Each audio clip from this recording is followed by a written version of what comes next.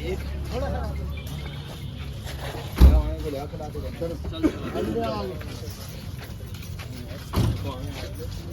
लो हमारी के लिए धन्यवाद।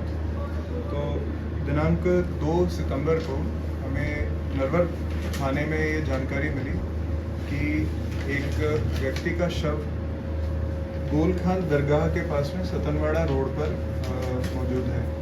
यह सूचना हमें मृतक के पुत्र घनसुंदर कुशवाहा ने ही दी थी और वही इस केस में फरियादी बना था।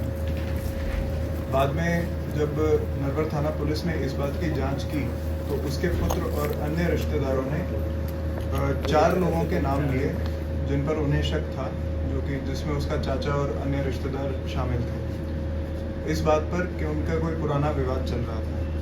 तो पहला हमारा शक इन 4 लोगों पर गया, पर छानबीन करने पर ये पाया गया कि इनके खिलाफ कोई खास हमारे पास में साक्ष्य नहीं है।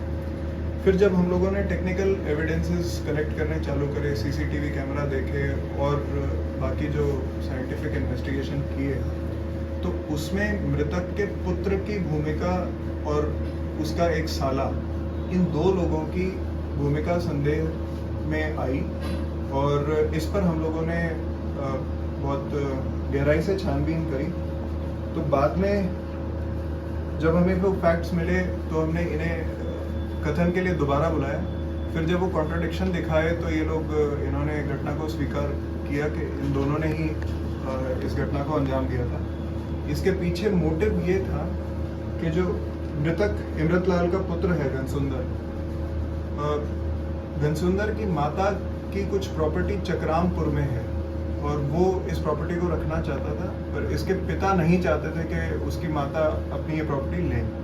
इस बात पर इन दोनों का विवाद था और उसने ये सोचा कि यदि वो अपने पिता को रास्ते से हटा दे तो अपनी माता को प्रेशर में लेकर के और फिर ये जो संपत्ति है उसे हथिया सकता है।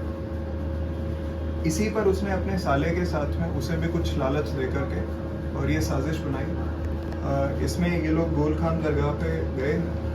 इसका साला अंकित कुशवाहा, उसने मृतक को किसी बात के लिए बुलाया, फिर उन्हें शराब पिलाई और जब वो शराब के नशे में आ गए तो झाड़ियों के पीछे से आकर के उसके पुत्र ने कुल्हाड़ी से मार करके और इमरतलाल की हत्या कर दी। इस पूरी विवेचना में खास तौर पर बहुत सराहनीय भूमिका रही है टीआई नरवर विनय यादव और पूरे थाना नरवर की टीम, जिसमें खास तौर पर आरक्षक भोला सिंह और रामवीर सिंह, इनकी विशेष भूमिका रही है।